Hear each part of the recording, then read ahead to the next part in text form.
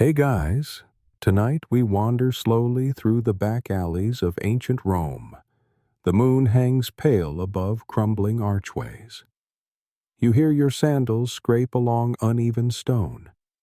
The air is thick, not with incense or citrus, but with the scent of stale oil smoke and the faint sour note of something dead 2 alleys away. You duck under a sagging awning. Somewhere to your left, a vendor is shouting over a bubbling vat. A splash, a sizzle. Someone curses in Latin. You pass a child licking honey from her fingertips. It sticks in her tangled hair. Welcome to ancient Rome's late-night food scene. You probably won't survive this. So before you get comfortable, take a moment to like the video and subscribe. But only if you genuinely enjoy what I do here. And I'd love to know, where are you listening from, and what time is it for you right now? Now dim the lights, maybe turn on a fan for that soft background hum, and let's ease into tonight's journey together. You trudge through the Subura district, Rome's densely packed slum near the Forum. It's midnight, but activity doesn't stop here. A pair of oil lamps flickers above a doorway where 2 boys lean over a dice game. In the shadows beyond, a woman offers soup from a pot that hasn't been emptied in 3 days. Her cart leans to one side. The wheel creaks. You pause in front of it. The soup smells faintly of goat hoof and pepper. You do not ask about the broth. Behind you, a man passes by holding a crude clay bowl. He drinks something thick from it. His eyes are glazed. The drink leaves a smear on his beard. You look away. Rome at night is no less filthy than Rome by day. Trash gathers in piles near storm drains. Rats large enough to be visible by torchlight scurry past. You step around one. Its tail slaps your sandal. You keep walking. A group of legionaries laughs loudly outside a tavern. They sit on stools made from barrels, each clutching a chunk of bread. One man slaps another on the back, crumbs flying. A stray dog slinks forward. The soldier tosses the dog his crust. It's gone in 2 bites. Street food in Rome is not a delicacy. It is fuel, a necessity. For the poor, it is survival. For the working class, it is habit. Even the wealthy on occasion descend from their marble homes to grab a skewer of something fried. They send slaves instead, usually, but not always. You stop beside a thermopolium, an ancient Roman fast food stall.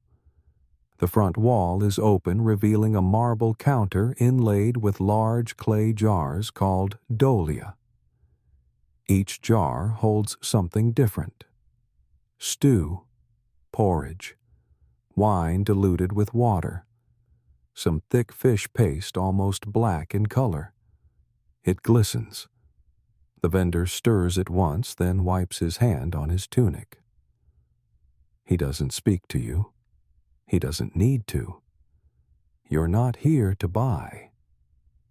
You notice a clay sign hanging by twine. A crude drawing shows a fish, a loaf of bread, and something that might be a fig.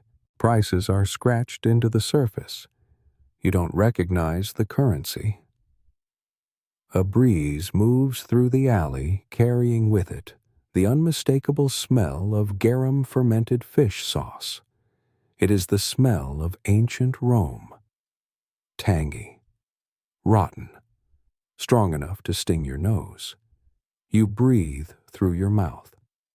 Someone behind you coughs, not a polite cough, but the deep, wet cough of a man who spends too much time breathing coal smoke and sewer fumes. He wipes his mouth on his sleeve and continues past. A donkey, hitched to a cart of amphorae, shuffles nearby. Its ears twitch. A man sits on the cart half asleep holding a whip that he does not use. The cart's load leaks slightly. Olive oil, maybe, or more fish sauce. Hard to tell.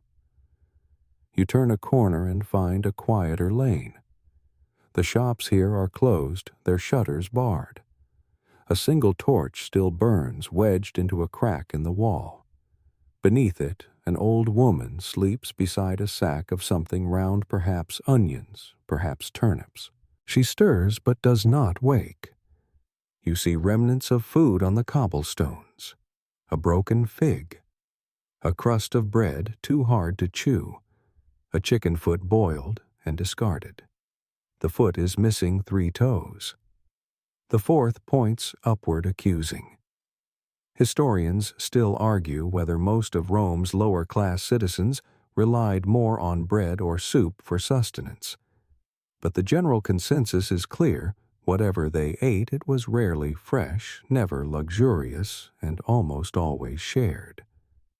You reach a small courtyard where a fountain trickles weakly. The water smells faintly metallic. A man dips a jar into the basin and drinks from it. He does not notice you. Children chase each other nearby. One of them holds a wax tablet. Another waves a stalk of fennel like a sword.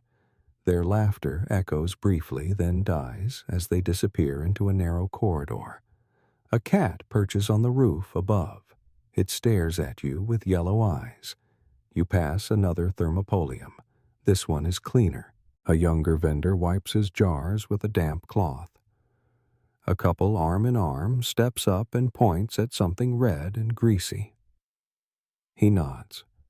They hand him a few coins. He spoons the food into 2 bowls. Steam rises. They walk away, eating quietly, saying nothing. Roman streets are never fully dark. Oil lamps, torchlight, reflected moonlight from whitewashed walls all create a soft glow. Enough to see the uneven stones, the blackened gutters, the drifting smoke of charcoal braziers. You spot a lopsided sign above a doorway. It shows a sausage on a stick held over fire, likely a tavern. You do not go inside. The sounds of arguing reach your ears. A glass breaks. Someone laughs. The scent of urine is strong here. It mingles with the smell of roasted meat. You do not ask what kind of meat.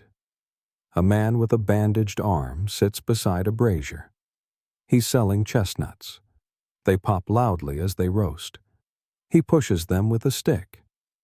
He wears a tunic that was once white. He does not look up when you pass. By now your tunic smells like smoke and oil. Your sandals are coated in grime. A bead of sweat slides down your spine despite the cool night air.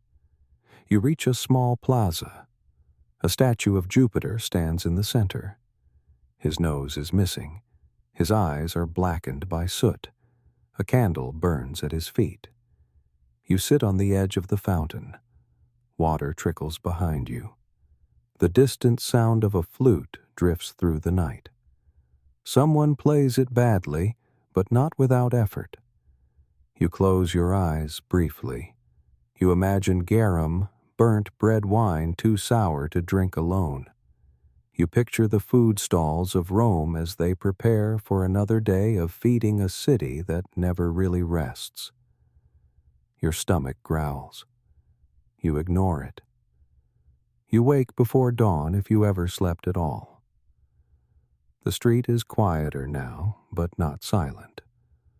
Rome doesn't grant silence.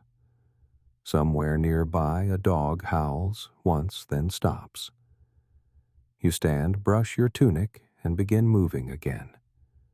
Your destination, the fry shack of Pompeii. Of course, you are not truly there, not in body, but your senses are. You picture the winding streets of Pompeii, their stone surfaces polished smooth by decades of sandals and wagon wheels. You hear the clatter of early risers pulling open wooden shutters. Smells waft up coal smoke damp earth and oil. Always oil. You follow your nose. The fry shacks, small cook shops known as popinae, were the fast food lifeblood of the lower classes in Roman cities.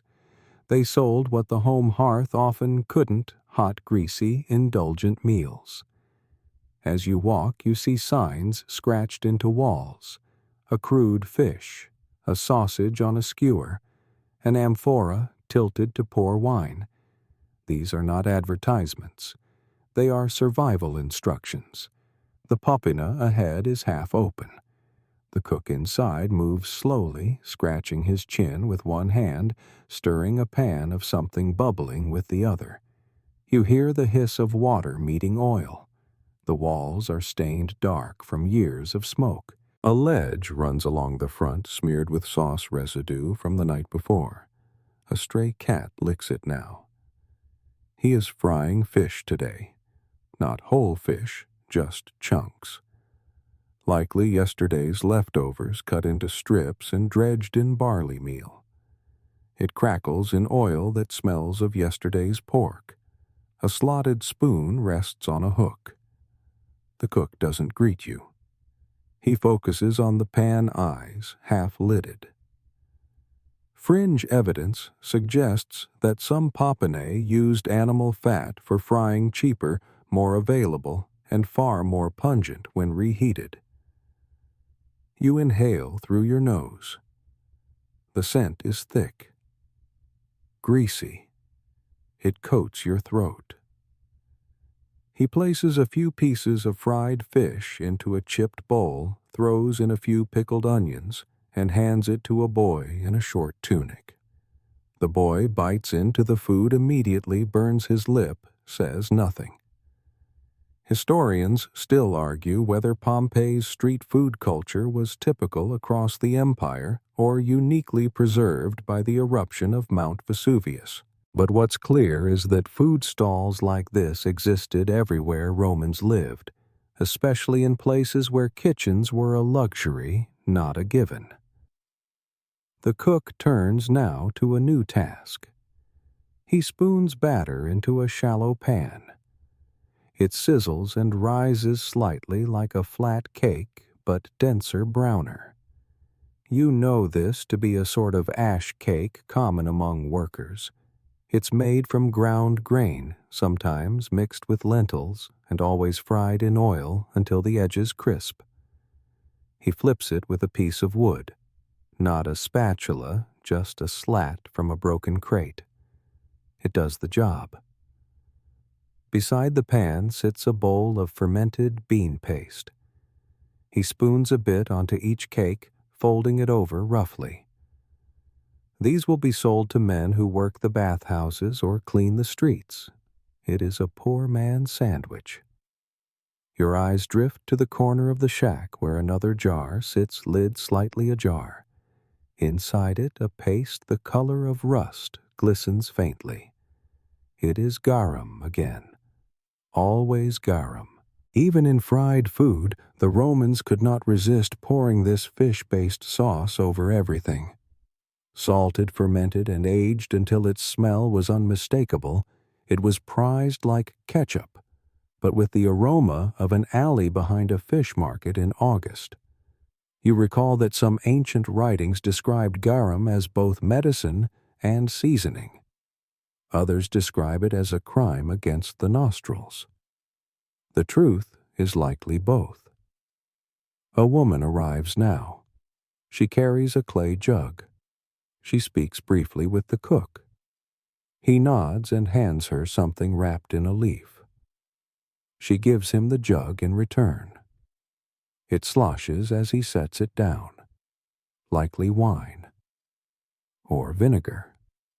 Or spoiled wine pretending to be vinegar. You hear footsteps behind you. A man in sandals, toes blackened by city dust, steps to the window.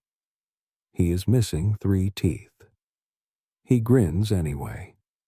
Orders 2 cakes and a stick of something skewered. The vendor grabs the stick, a length of wood with 3 hunks of meat, or what passes for meat, likely liver, possibly mouse. Mice were, after all, a documented snack in Roman times, especially dormice, fattened for consumption, sold roasted or preserved in honey. You imagine biting into one, its bones crunching delicately, its skin slightly crisp. You suppress the thought. The vendor flips more cakes. Steam rises.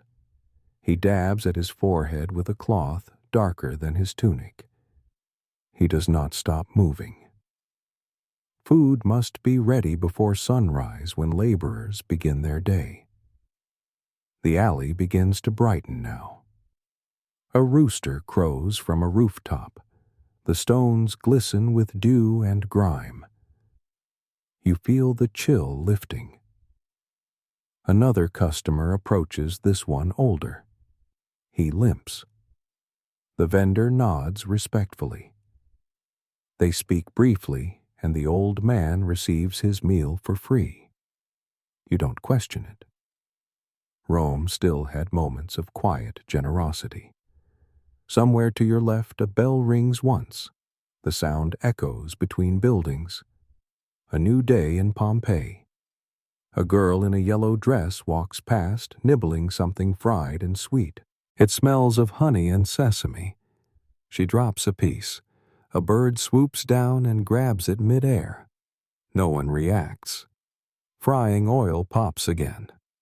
The cook curses quietly. He wipes his hand on his tunic and moves to stir the pan.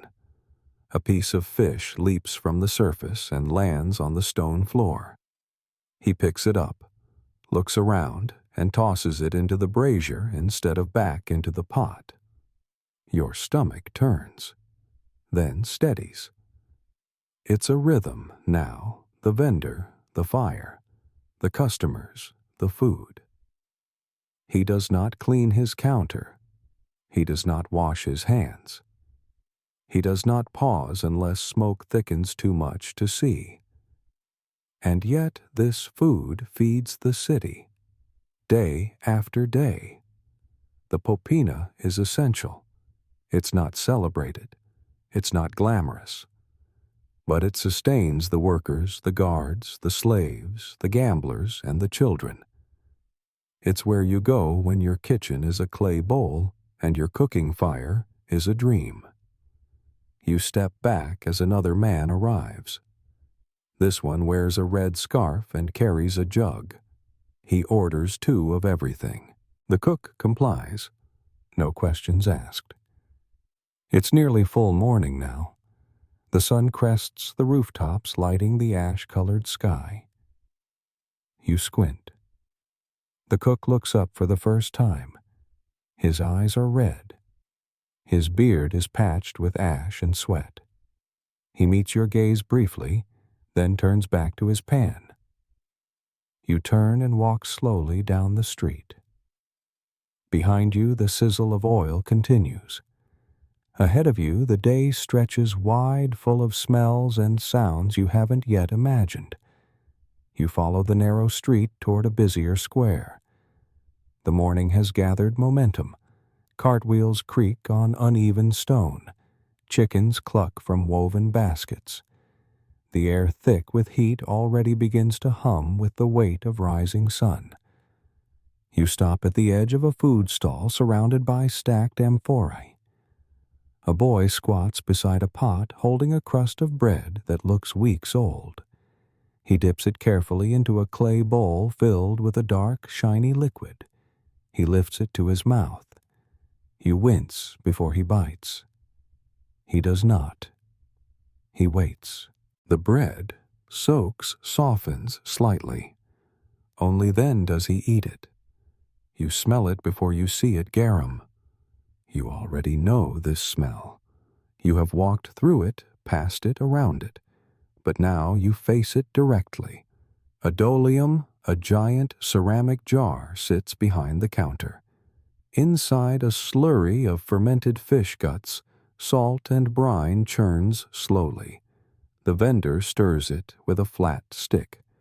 The stick, stained black at the bottom, rests against the rim when not in use.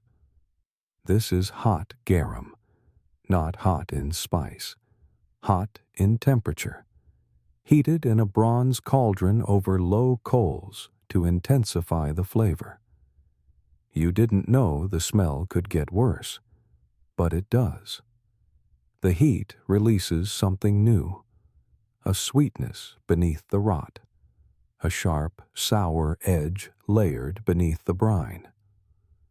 The vendor spoons some into small bowls. Customers line up to dip bread into the liquid. No one drinks it. It is not broth. It is not soup. It is something else entirely. You recall that garum production was an industry whole towns along the coast of Hispania and North Africa devoted to it. Fish left to ferment in the sun for weeks, then strained, aged, and poured into amphorae. Some batches sold for a fortune. Others, the leftovers of the process known as alec, were practically free. Both ended up here in stalls like this. The bread, though, is not fresh.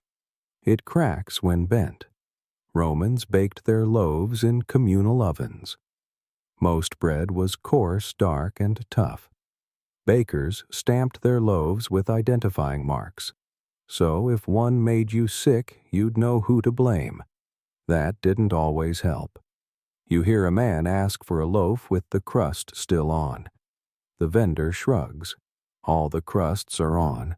No one cuts them off. The bread is round, compact, baked in high-heat ovens with ash clinging to the bottom. It leaves your fingers dirty. The man walks away with his bread and bowl of garum. He does not smile. Another customer walks up this one, a woman with silver rings on her fingers. She points to a small bundle wrapped in fig leaves. The vendor unwraps it. It's soft cheese mixed with honey and chopped herbs. She buys it, eats it with one hand, dips hard bread in the other. She chews slowly. Garum drips from her knuckles. She doesn't wipe it off.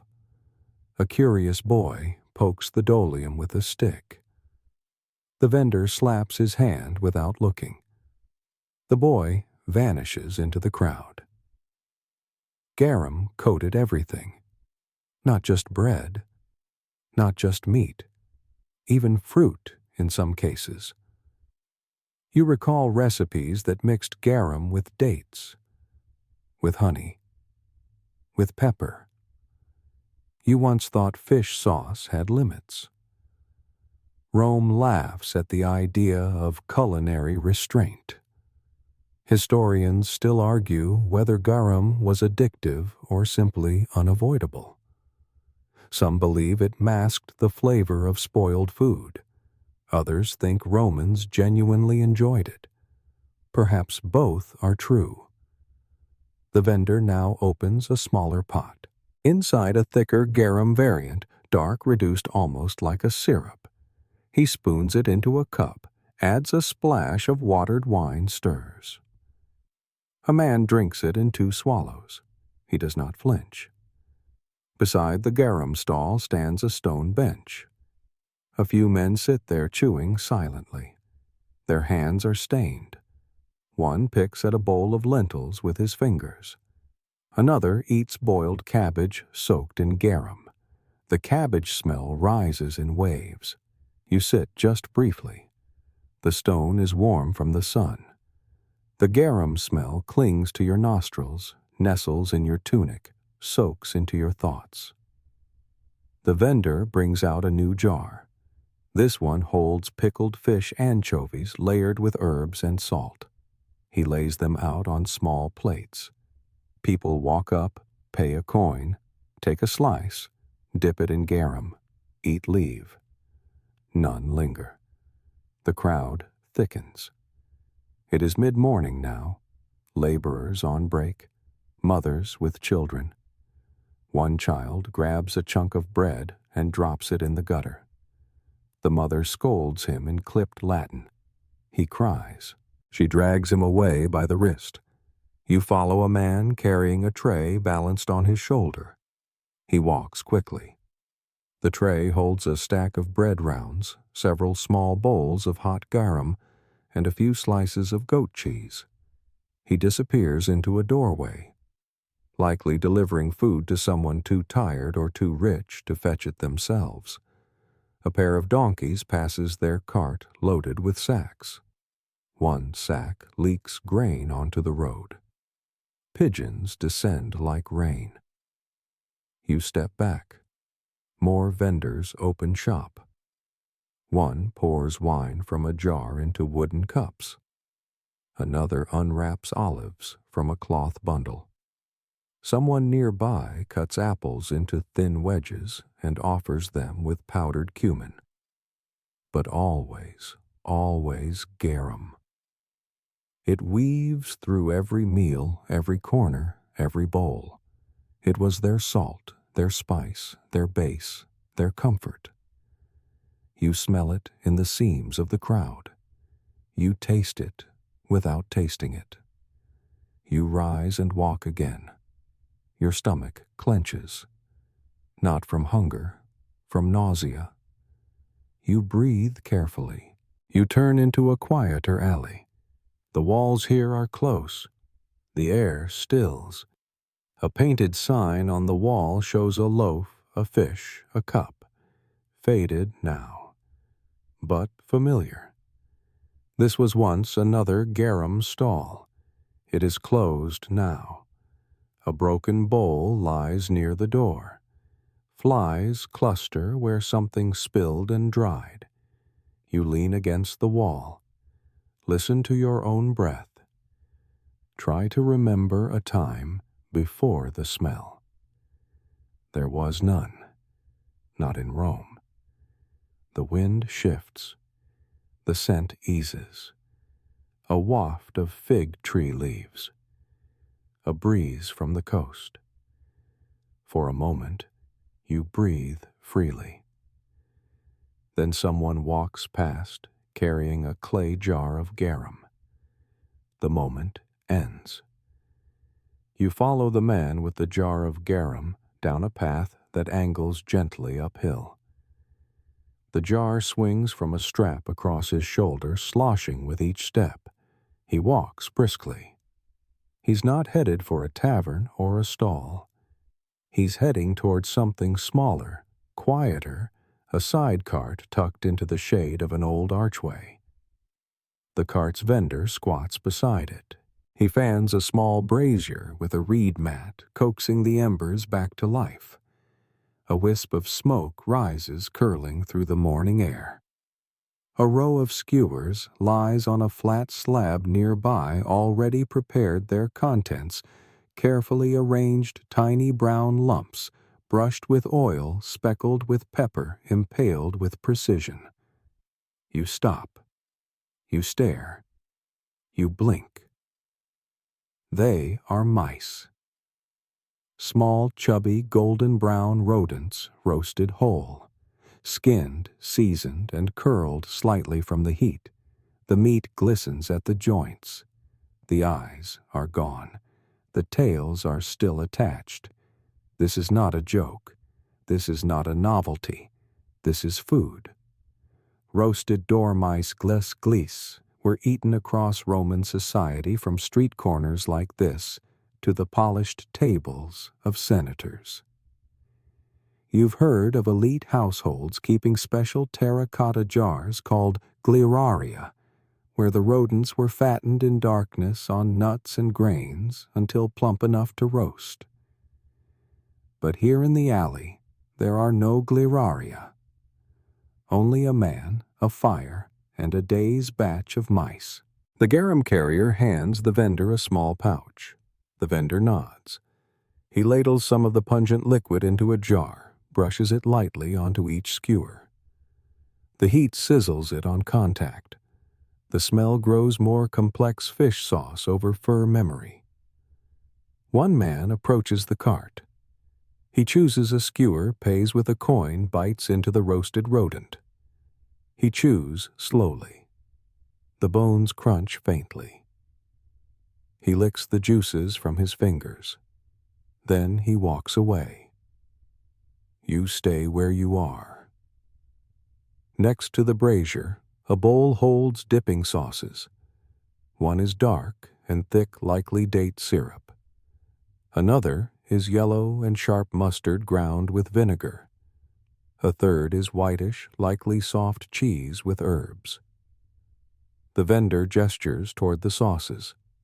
He says nothing. Another customer steps forward, chooses a mouse, dips it in the cheese, and eats it in 2 bites.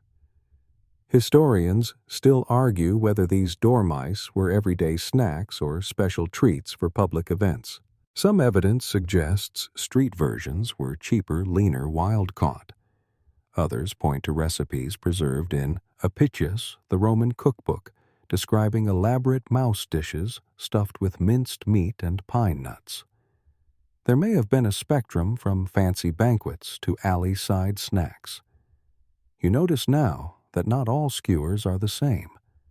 Some have just 1 mouse. Others have 2 or 3. Some are wrapped in vine leaves. One has been sprinkled with sesame seeds. A luxury touch. The vendor stirs the embers, adds a bit of charcoal. The smoke thickens. A boy arrives barefoot with a basket slung over one shoulder. He exchanges a crust of bread for a skewer. No coins. The vendor takes the bread, inspects it briefly, sets it aside. He does not smile. You glance down at the mice again. Their legs are curled inward. Their bodies have shrunk slightly from roasting. You try to imagine the taste. Earthy, oily, like dark poultry, perhaps, but saltier. You try not to imagine the texture. A new figure approaches, taller, wearing a worn soldier's tunic. He selects 2 skewers, gestures for extra sauce, and pays with a heavy coin. He leans against the archway, chewing slowly, watching the street. He finishes 1 skewer, drops the stick, begins the next. He catches you looking. He says nothing. The vendor prepares a new batch. He lifts a wooden lid from a clay jar. Inside, fresh dormice, cleaned and gutted, rest in rows. Their pale bodies are packed with herbs, fennel, garlic, thyme, then drizzled with oil. He threads them onto sticks, places them gently near the edge of the coals. The skin begins to tighten. Oil bubbles from the cuts. The scent is sharp and sweet. The vendor does not speak as he works. His hands move by memory. The fire listens better than customers do. You sit on a stone ledge across the way. Watch the customers come and go. A woman with dyed hair buys 1 skewer. She laughs softly to herself. A boy with a broken sandal eats with his fingers. A pair of old men share 1 mouse between them, dipping it alternately into mustard and garum. No one questions the meal. In Rome, mice were food, not hidden, not rare, not secret. They were raised, sold, cooked, eaten. You consider the other meats available in the city. Pork, of course. Fish, salted or fresh. Eel. Goat. Occasionally beef, though rarely cheap. All of it more expensive than mice. All of it requiring storage, butchering, cleaning. Mice, on the other hand, needed little space. They were quiet. They ate scraps. They reproduced quickly. They were convenient. A cart passes behind you, pulled by a donkey. Its cargo sloshes and rattles jars of oil, sacks of lentils, a cage of squawking hens. The driver curses at a stone and moves on. You look again at the cart under the archway. The vendor has begun to wrap finished skewers in layers of grape leaves. He binds them with twine, a portable meal.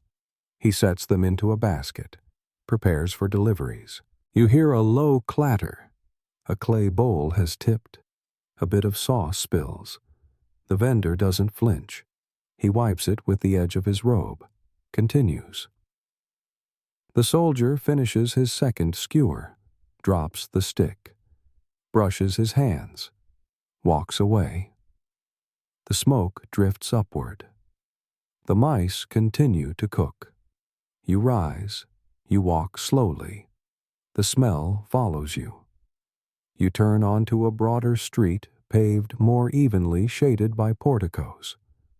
The sun now climbs steadily. Its heat bakes the plaster walls, draws sap from wood, softens the tar between bricks. Voices rise around you, vendors shouting, children yelling, carts rattling. Rome is fully awake. You follow your nose again. Something sweet, something fried. Ahead, a woman squats beside a domed oven built into the corner of a stall. She works with slow precision. In one hand, a flat wooden paddle.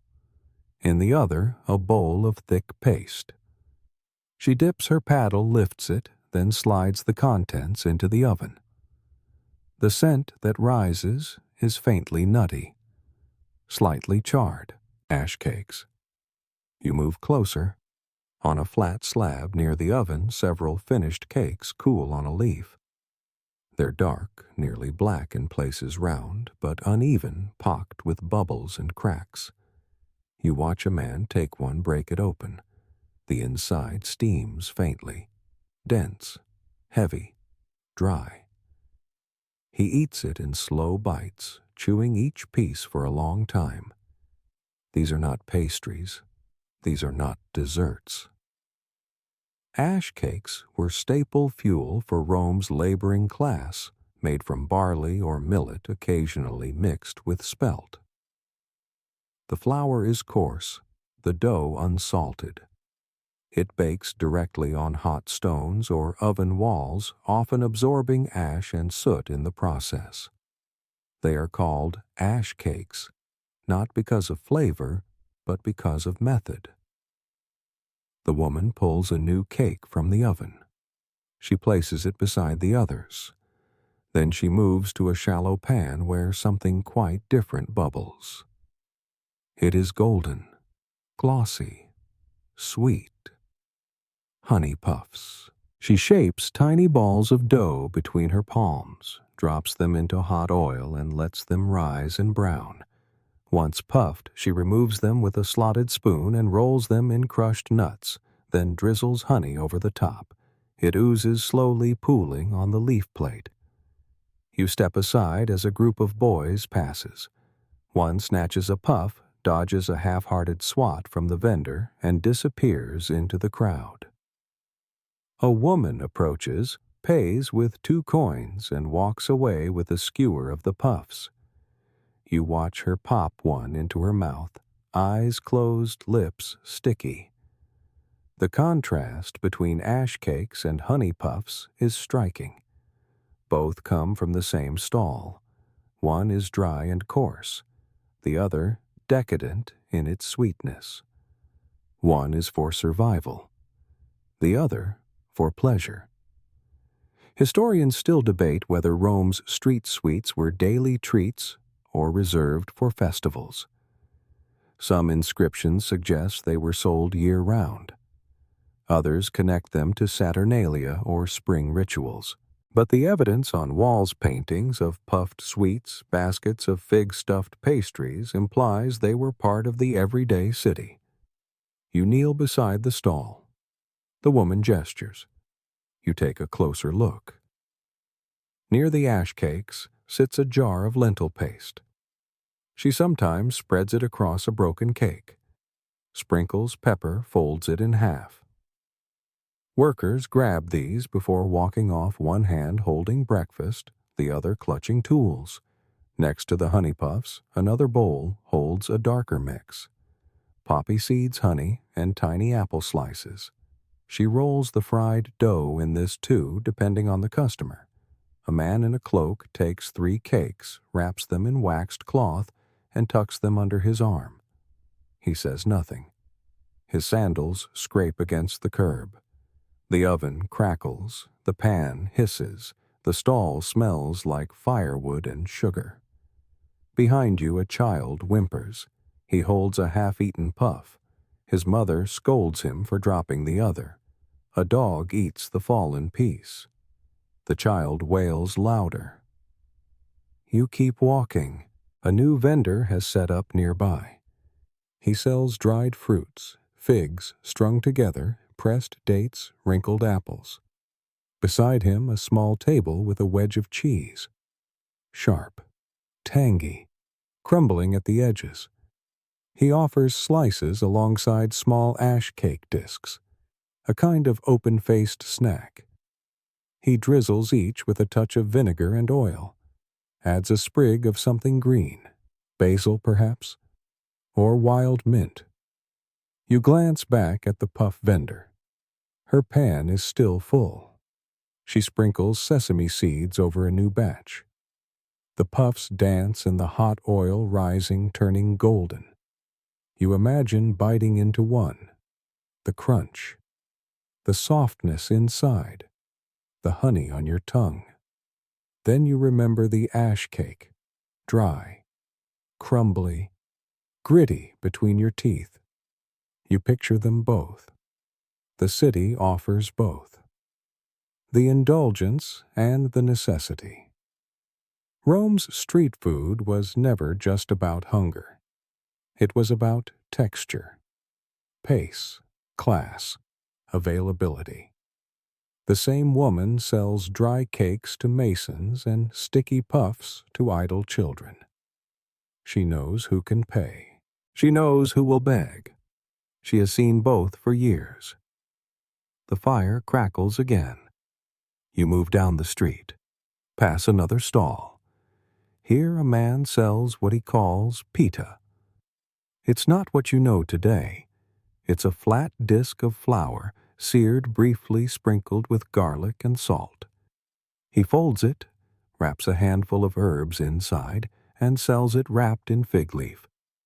Another nearby boy sells honeyed nuts, almonds, and walnuts coated in syrup, cooled until sticky and hard.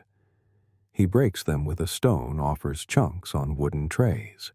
The market is thick now, shoulder to shoulder.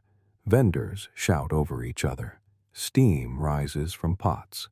Bread is broken, not sliced. Sauces are smeared with fingers.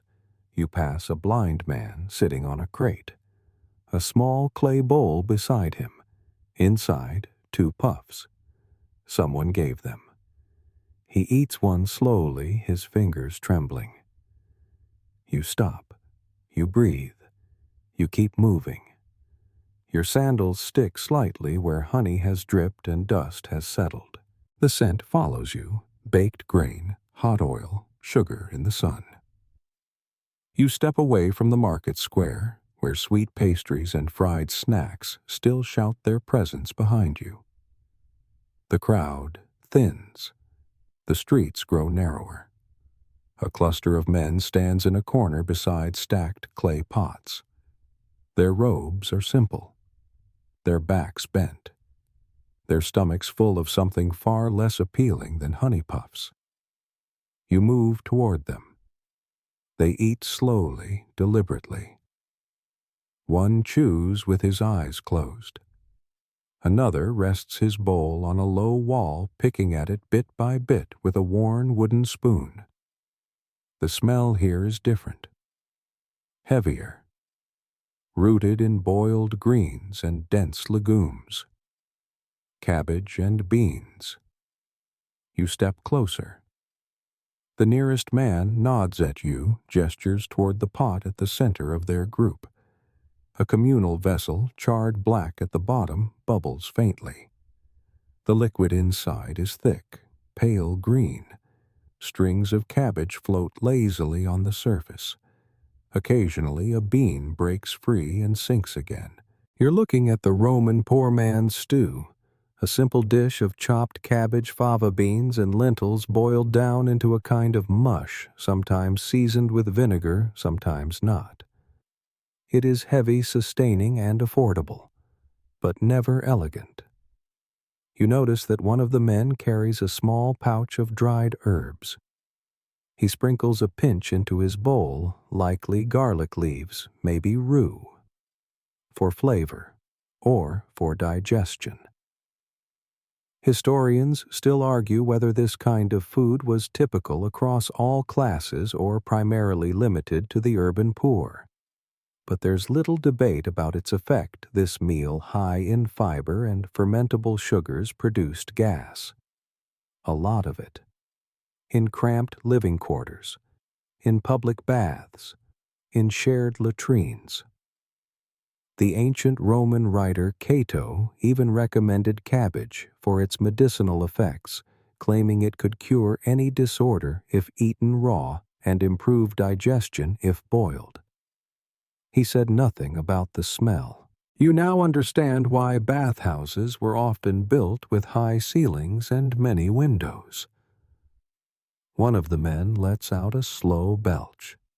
No one reacts. A boy arrives barefoot carrying a cracked bowl. The man at the pot ladles some of the stew into it. The boy says nothing. He takes it and sits near the gutter, blowing on it before sipping. This food doesn't burn your tongue. It doesn't thrill your palate. It fills your stomach. That's all. You watch another man mash his beans with the back of a spoon. He eats them with bread soaked in vinegar. He chews slowly. His fingers are stained. Beside the pot, a small pile of flat cakes sits on a cracked plate.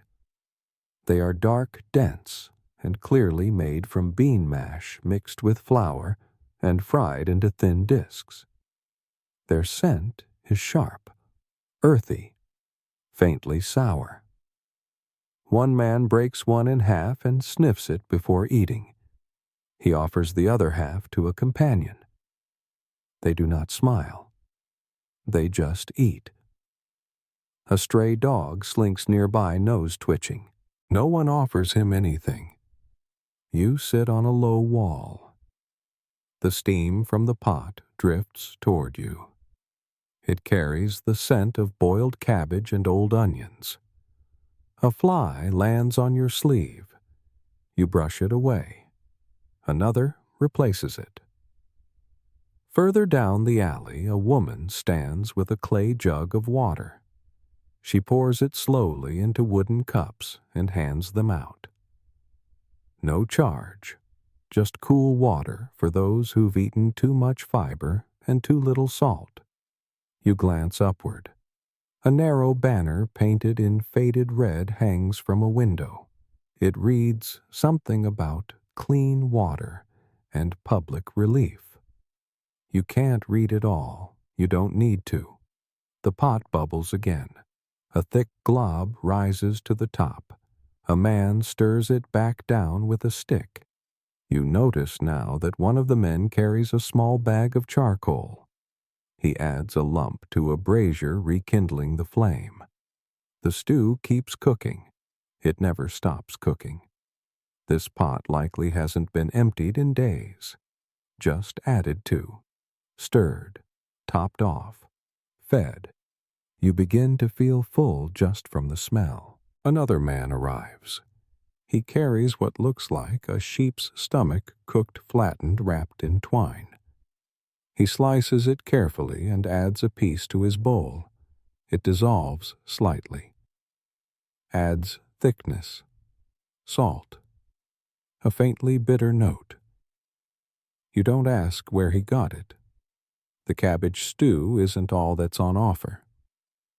A smaller bowl holds pickled beets. Another chopped leeks. These serve as condiments spooned in by those who can afford an extra bite. Someone offers you a small piece of cake. You accept. You bite. The texture is coarse. The flavor is flat. It sticks to your molars. You swallow. It sits heavy. You understand now why Romans built so many latrines.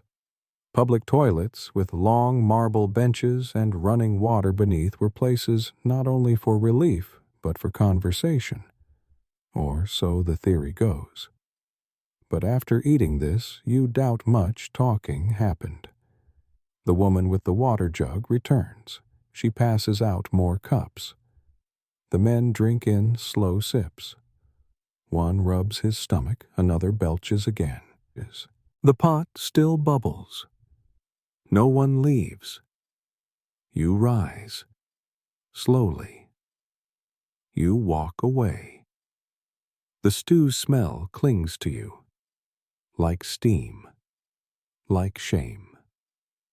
You turn the corner. The air is clearer here. You breathe in. The scent of garum returns. You almost welcome it. You walk slowly now down a street where the smoke thins and the voices soften. The stones beneath your feet are warm from the rising sun. Your sandals scrape grit and ash with every step.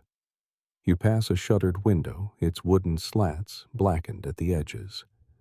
A char mark climbs the wall like a ghost. You're heading toward a place where fewer people eat, but many remember. A stall appears built into the side of a wall, its top covered by a crooked awning made of patched linen. The man working there is alone. He hums something tuneless as he ladles a thick, bubbling mass from a pot into small dishes. His breath is visible, though the day is warm. You move closer. He serves burnt cheese. The smell is unmistakable, rich, sharp, slightly acrid. The edges of the cheese have browned deeply. Some bits are blackened curling. He spoons them with care. Some customers like it this way. The burnt flavor, the crisp snap. You hear the hiss of oil behind him. He's also frying something else. Small fritters, crispy on the outside, soft inside. You can't quite tell what they're made from. Possibly chickpeas. Possibly lentils. Possibly the scrapings of yesterday's porridge dried overnight and patted into shape. But it's not the food that holds your gaze. It's the cookware. The cheese bubbles in a dark pot. The pot is made of metal. It shines dully where it's worn thin. The edge is warped. The handle is missing. It is stained a pale gray. Lead. Romans used lead in their cookware, especially in the cheap markets. It was malleable, inexpensive, and easy to mold. Entire families owned pots and pans cast in lead. Water pipes ran with it. Wine was sometimes sweetened with it boiled down in lead vessels, absorbing the sweetness of death. Historians still argue whether Roman lead use significantly contributed to their health decline. Some suggest widespread poisoning. Others claim diet and dilution spared the poor. But enough skeletal remains show signs of it. Enough for concern. Enough for silence. The vendor scrapes the edge of the pan, lifts a burnt ring of cheese with the tip of his knife. He slides it onto a flat tile. Someone reaches for it, drops a coin, walks away. The oil hisses louder now. He drops in a new fritter. The oil he uses is dark. Not black, but close. Possibly reused. Possibly olive oil diluted with animal fat. It glistens with particles. Tiny crumbs, flakes, bits of old meals. He doesn't change it. He doesn't strain it. He simply works. You step closer to his display. Beside the cheese sits a tray of rolled dough filled with something soft, likely curd and herbs. The rolls are scorched in places, sealed with burnt edges. They stick slightly to the tray. He pulls one free, places it on a small plate, a smear of something red fruit paste maybe, or fermented pepper. A woman approaches. She takes the plate. She eats as she walks. You see her tongue press against the burn line. She does not react. Behind the vendor, a boy sleeps on a pile of cloth sacks. A fly lands on his cheek. He does not swat it. The vendor removes a fritter, places it onto a leaf, dusts it with crumbled herbs. He sets it next to the cheese tray.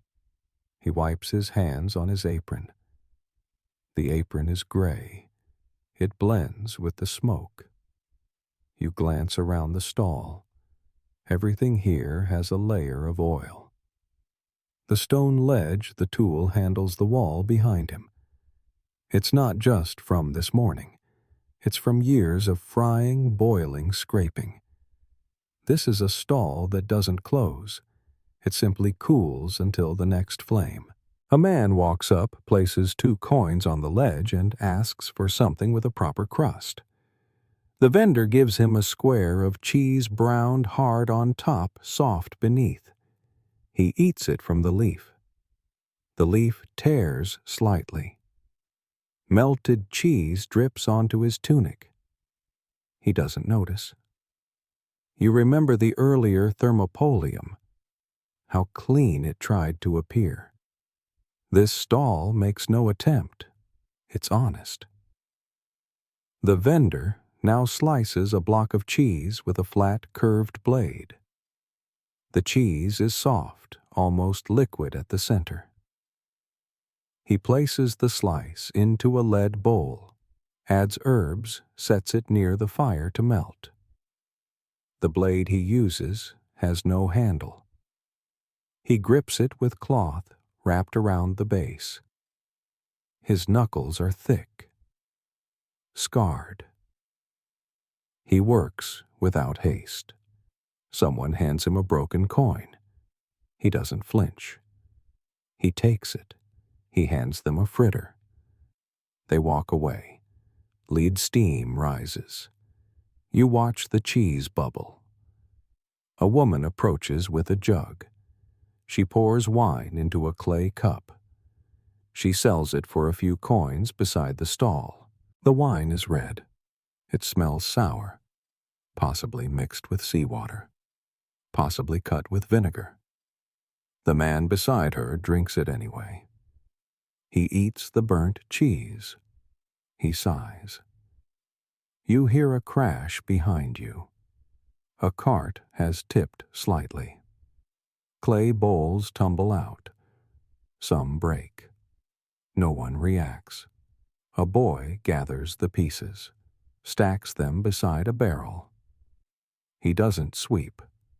The lead pot bubbles again.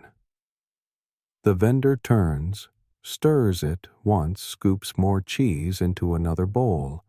He adds oil. It sizzles. He sets the bowl on a tile to cool.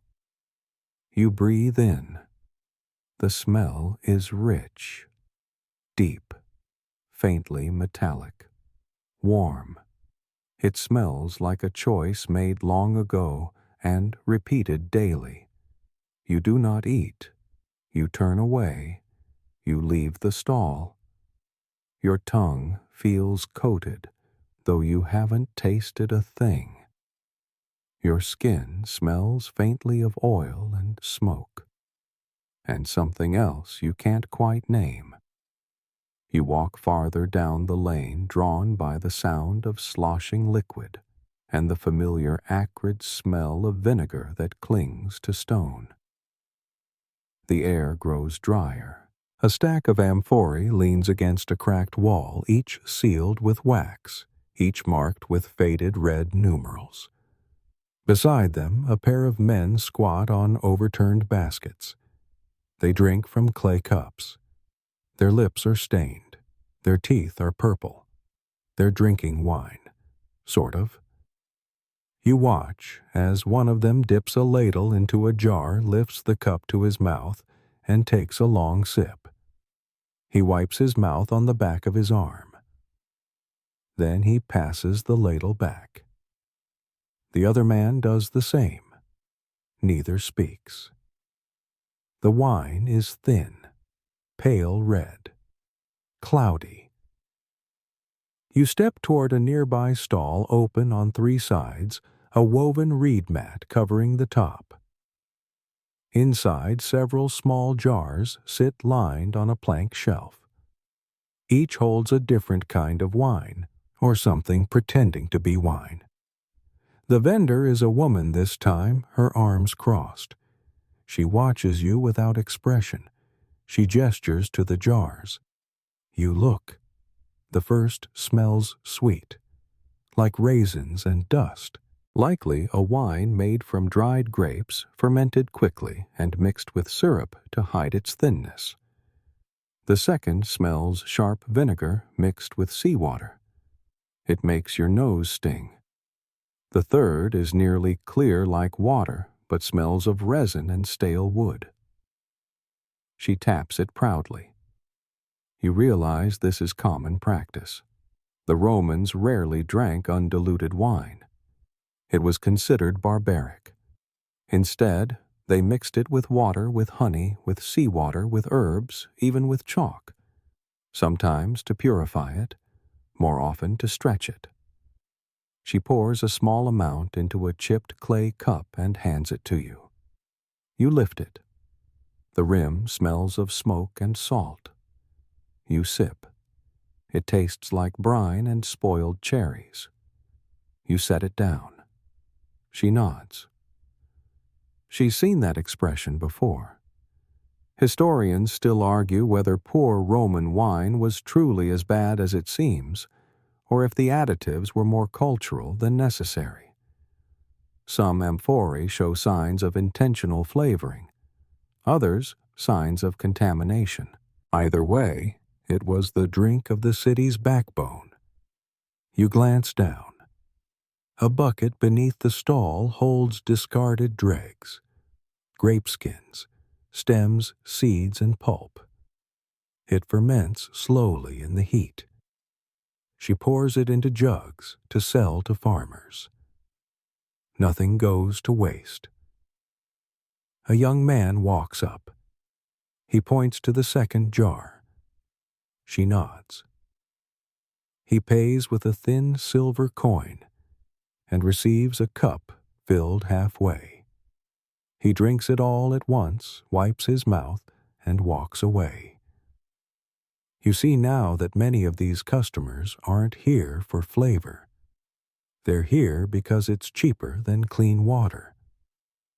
The woman moves to another jar, this one taller, sealed with leather. She pulls it back and uncorks it carefully. The scent is stronger now, oily, faintly sulfurous. She pours a taste for a new customer. This one sips, frowns, then nods. He hands over 2 small coins. She hands him a cup. He leans against the wall and drinks slowly, watching the street. A cart rolls by. The driver coughs loudly. A jug swings beneath the seat, likely filled with the same mixture. A common man's lunch. You spot a small board hanging behind the stall. It lists contents in scratched Latin vinum dulce, vinum marinum, vinum acerbum, sweet, sea, sour. You notice none say clean, none say fresh. One jar is nearly empty. A residue clings to the sides, dark red and slightly syrupy. A customer asks for it. The woman scrapes the last spoonful into a cup. He accepts it with a nod. You realize that most of this wine has been aged in amphorae that were never fully cleaned. Residues layer upon residues. Additives build upon sediment. A history of fermentation in every cup. The woman pours a new batch into an open bowl. She mixes it with hot water, stirs it with a stick, and ladles it into 3 waiting cups. She sells it to 3 men sitting cross-legged on the ground. They clink their cups softly before drinking. One of them laughs. It's the first time you've heard laughter in a while. You look again at the jars. One is darker than the rest, the lid tied tightly with cloth. She unties it, lifts the lid slightly, sniffs. She recoils, then shrugs. She adds a ladle of that wine to the open bowl. The men don't seem to notice. Another man arrives carrying a bundle of herbs. He trades it for a cup. She inspects the herbs. Mint, possibly rue. She sets them aside, continues pouring. A boy sells salted fish nearby. Tiny anchovies. He wraps them in leaves. Customers dip them into their wine. You walk past a group of older men seated on a bench. Each holds a cup. Each stares forward. None speak. They sip slowly. You imagine what this wine does to a stomach already full of ash cakes, cabbage, and lead-soaked cheese. You don't want to imagine what it does later. You leave the stall behind.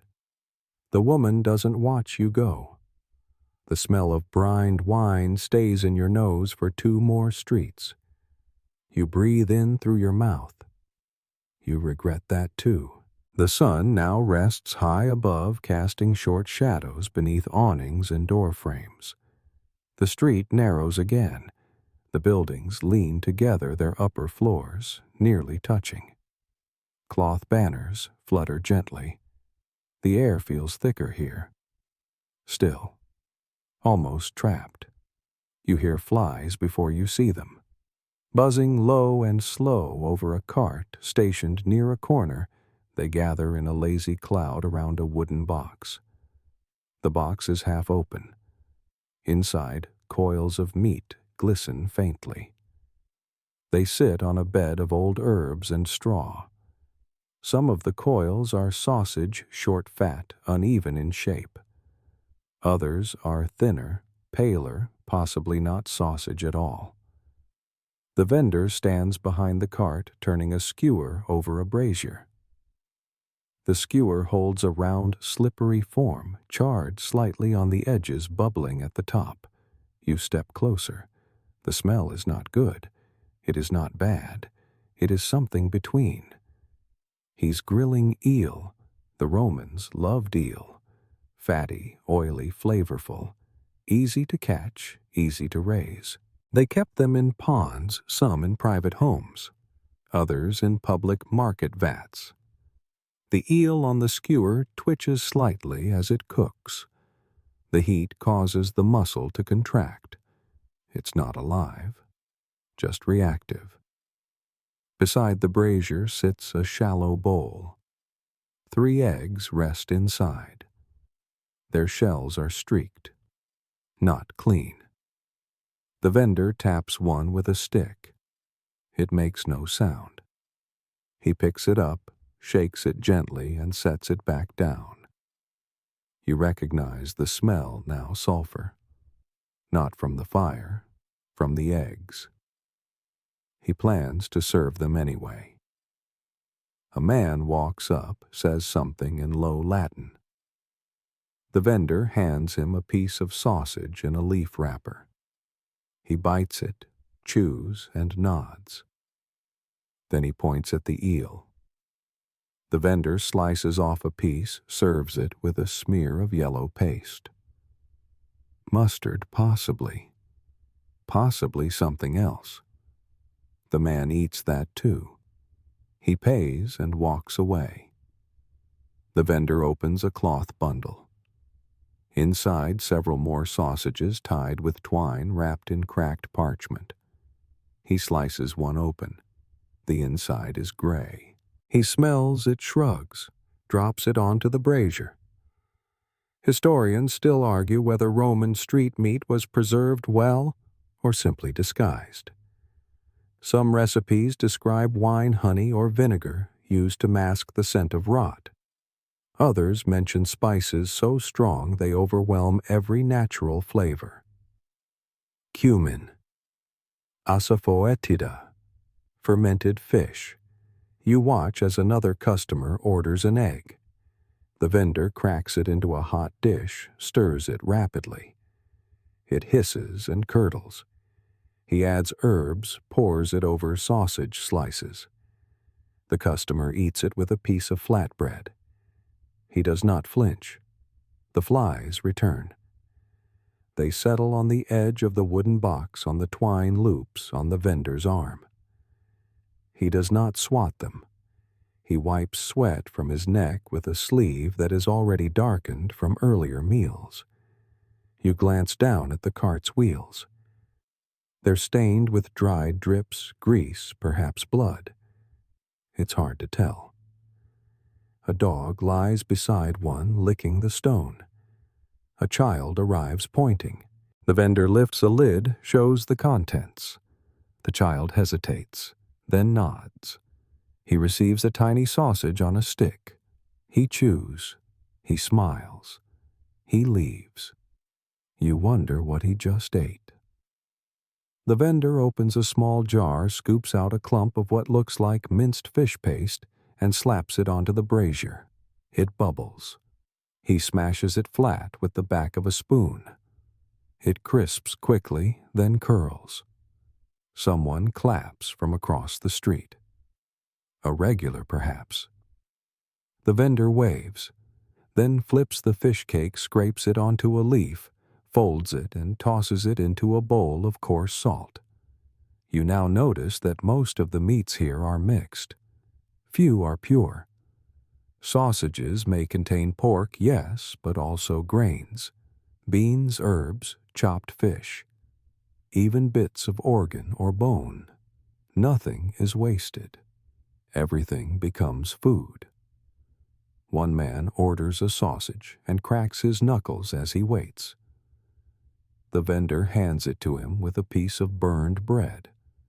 He chews both slowly, then spits once into the gutter. The vendor doesn't react. You step back as another egg cracks open. The smell sharpens. The yolk is greenish. The white is runny. It cooks anyway. The vendor turns to a second brazier.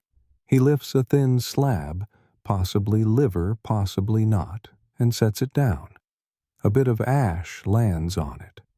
He does not remove it. A pair of women arrives. They speak softly. One points. They are served 2 meat rolls in vine leaves. One of the women unwraps hers, smells it, then eats. The other follows. Neither looks pleased. But neither stops eating. You glance again at the bowl of eggs. One of them twitches slightly as a fly lands and walks the curve. You walk away. The meat smell follows you. You round a corner, passing a broken wall where graffiti scrawls praise a man named Gaius for having the strongest sausage in the Sabura. You don't laugh. You keep moving. Another cart lies ahead. More meat. You don't stop. Your stomach turns gently. Not from hunger. The flies follow you now. They know where you've been. You turn off the narrow road away from the meat carts and the dragging flies and step into a broader street where the sun pours freely. The air feels clearer, but it's not silent. Not even close. From all directions, voices crash like waves, loud, shrill, relentless. You're surrounded. Vendors. Everywhere. You hear one man yelling about his 6-fig date bundle fresh as Caesar's bathwater. Another shouts, "Buy bread here or chew stones instead." The sound is not incidental. It is strategy. These are the hawkers and hecklers of Rome. You move through the noise slowly. To your left, a woman stands on a crate waving a loaf of bread like a flag. Her voice cuts above the crowd. "Today's bread baked this morning. No mold. Just gold." She points at a customer and adds, You look like you could use two. The man blushes. He buys one. She winks, then spins toward the next. On your right, a man juggles 3 roasted onions. He sings badly about their size and flavor, rhyming onion with companion. The rhyme doesn't work, but the crowd cheers anyway. He drops one, picks it up, dusts it, puts it back into the basket. You step aside as a boy runs past wearing a tunic made from sackcloth. He carries a tray of fried dough on his head. He shouts with every step. Hot wheels, spin in your mouth. He passes too fast for you to inspect his wares. A pair of older men lean against a doorway shaking their heads. Too loud, one says. Too fast, the other adds. They continue chewing their bread slowly. Ahead, you spot a man standing with arms wide. He yells, not about food, but about someone else's. Don't buy from him. His grapes are older than the Senate. The accused vendor shouts back. Says the man who waters his vinegar, you stop to watch. The insults rise. Neither makes a sale, but both draw a crowd. This, too, is the Roman marketplace. Historians still argue whether the loudness was purely functional, designed to rise above city noise, or if it became its own tradition, a kind of open-air theater. What's clear is that hawking was performance. To sell was to shout. To succeed, one had to entertain, offend, exaggerate. One vendor balances a fig on his forehead while declaring, "This fruit is so sweet. Jupiter asked for it by name." Another wears a hat made from cabbage leaves. He sells soup. You don't ask what kind. You pass a stall where 2 men pretend to argue about sausage quality. They go back and forth, louder and louder, until one finally slams down a coin and says, "Fine, I'll buy it, but only because my wife left me." People laugh. More customers arrive. It was staged. You realize most of these arguments are: a child trips beside you spilling a bowl of lentils. The vendor shouts, "A prophecy. Lentils on the stones mean fortune for your bones." He scoops some into a new bowl and hands it to the child. The mother pays with a small coin. You move slowly through the noise. A man with no teeth offers you a sip from a jug. He claims it's plum wine. You smell it. It isn't. He laughs and moves on. Near a corner, a woman paints prices on her stall wall with a sponge and red clay. She pauses between strokes to scream, "Buy now, prices rise with the sun." She isn't wrong. A younger vendor across the way claps his hands in rhythm, while 2 others chant a short rhyme about boiled eggs and manhood. You decide not to get closer. The smell of oil, sweat ash, and fruit fills your nostrils. You blink. Above fabric shades flap in the breeze. Shadows dance across your face. The market pulses. A man selling olives tosses one into the air, catches it in his mouth, then offers you the jar. You decline. A woman behind him hisses, "Don't buy those, he washed them in bath water." He hears her. "At least I wash them." She throws a rind at him. He laughs. She laughs. Neither stops selling. You pass by a stall where the vendor has trained a crow to say, "Buy bread." The voice is rough, unsettling, effective. People gather just to hear it. Another vendor plays a small flute between calls, a kind of tune broken by shouts. Figs and flutes, one for the ears, one for the tongue. You glance toward a shadowed corner. An old man with a gravel voice calls softly. Quiet nuts. For quiet mouths. He doesn't shout. He doesn't need to. 3 people stand waiting. Not all hawkers heckle, but most do, and the heckling is relentless. You walk past a vendor offering leek sticks, which are literally sticks with boiled leeks tied on them. He shouts, "Chew green, live lean." Another offers grape skins for chewing fun. It's not clear if he's joking. He probably isn't. You pass the main street and turn down a narrow side path. The noise fades behind you. Slowly, like the tide pulling back from your ears. You breathe in. The air is still warm, still smells like vinegar and sweat, but quieter. You close your eyes. You hear one last call. Best bread in Rome, unless you like chewing pebbles. You smile. Quietly. Then, keep walking. The sun shifts overhead as you follow a curved lane lined with chipped columns and soot-streaked murals. A low wall casts a sliver of shade. You walk slowly beneath it. A thin breeze picks up dust and tosses it across your sandals. You step over a loose brick. Ahead, the road widens into a square. A small crowd clusters near the center, where a wooden awning shades the entrance to a tavern. The paint on the sign has faded, but you can still make out the words, crudely scratched into plaster, Taberna Fortuna. You approach.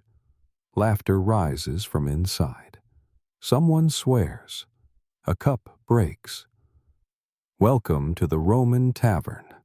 Inside, the air smells of sweat, sour wine, and charcoal. Men crowd around low tables slumped on stools or sitting cross-legged on stone benches. A pair of dice rolls across a flat surface clinks against a clay bowl and lands with a cheer. You stay near the entrance.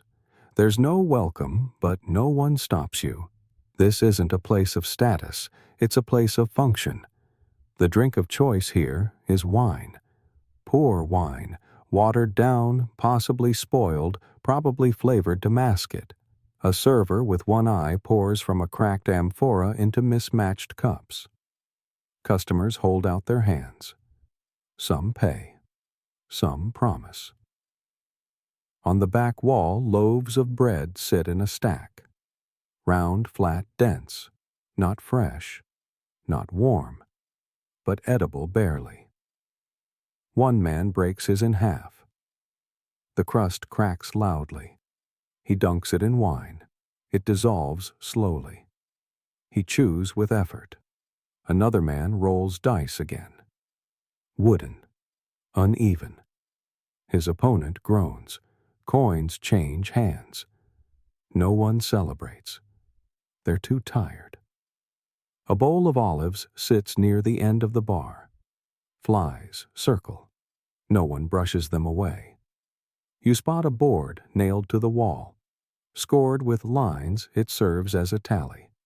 Names and debts. Some scratched out.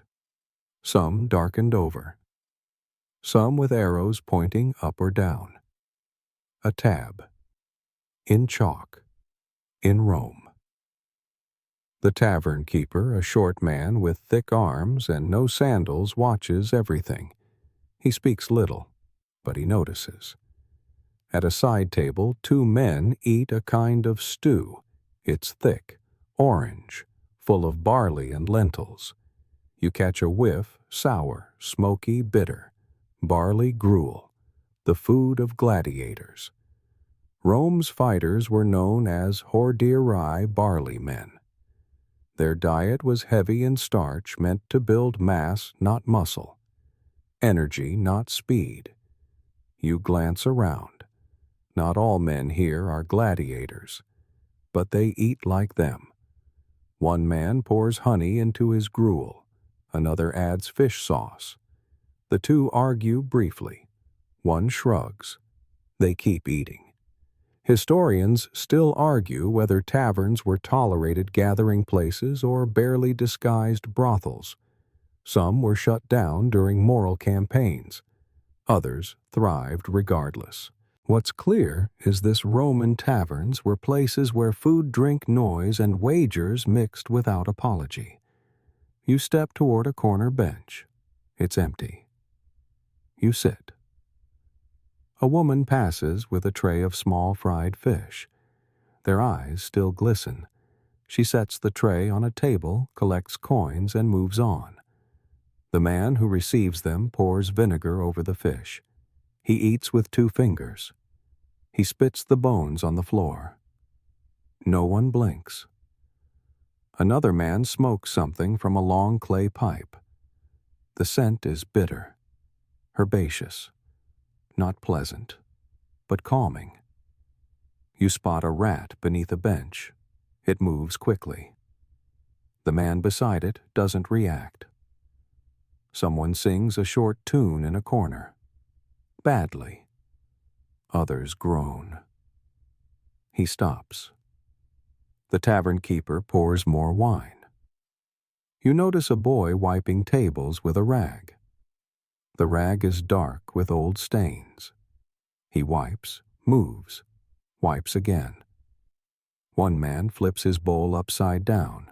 Another uses it as a dice cup. A third man leans against the wall, chewing what looks like dried fig. His eyes are half closed. His fingers are stained red. He breathes slowly. You hear a slap, a shout. 2 men argue over a bet. One stands, the other does not. The tavern keeper raises a hand. The standing man sits again. No more words. Order in Rome has its own rhythm. You glance down at the stone beneath your feet, scored with grooves. A dropped coin rests in a crack. You don't touch it. You stand again. The heat feels thicker now. The wine smell lingers. You step outside. The light hits hard. You blink. Behind you, the tavern hums. It will hum all day and long into the night. You follow a shaded street that curves away from the main square. The air is quieter here, but not silent. There is always sound in Rome: cartwheels, footsteps, a dog barking behind a wooden gate, the splash of water in a basin. You move slowly. You reach a large structure enclosed by high walls and arched entryways. Statues line the outside, some missing arms, others noses, one reduced to a plinth. You step into the shade of a long colonnade. The ground changes here. Dust turns to packed gravel. The smell turns to less sour, more dry. You smell sweat, oiled leather, rusted metal. This is a gladiator training school. Ahead, a wide courtyard opens. Men spar with wooden swords. Others stretch or lift heavy stones. Their bodies are wrapped in layers of linen and straps. Some wear helmets. Most are shirtless. None speak. You sit on a low bench beside a row of water jugs. The sun slices the yard into light and shadow. Each move the fighters make kicks up dust. It clings to their skin, to their breath, to their food, because they are eating.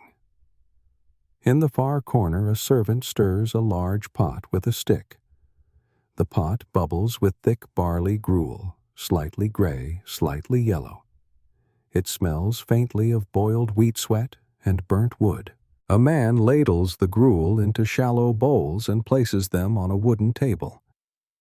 The fighters break from their drills and gather slowly. They do not rush. The bowls are all the same rough ceramic streaked with scorch marks. The food inside is smooth, dense, hot. Some pour oil on it. Others sprinkle in salt. One man adds chopped garlic from a cloth pouch. Barley was the foundation of the gladiator diet. Cheap, filling, heavy. It builds bulk, not speed.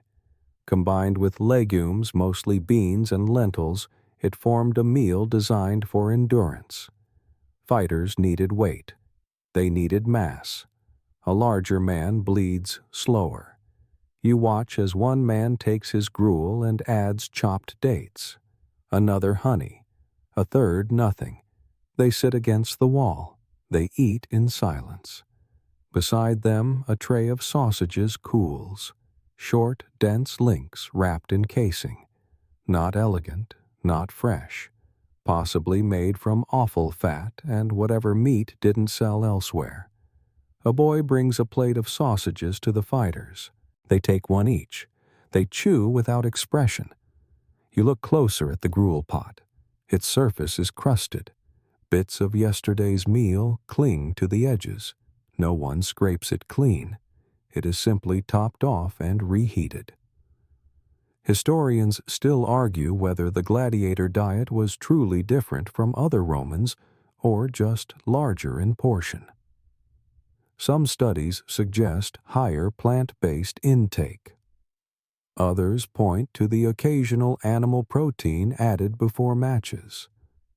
There are no cookbooks from the barracks, only bones, scars, burned marks on worn pottery.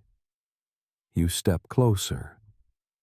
The pot smells stronger now. It's not spoiled. It's just cooked too many times.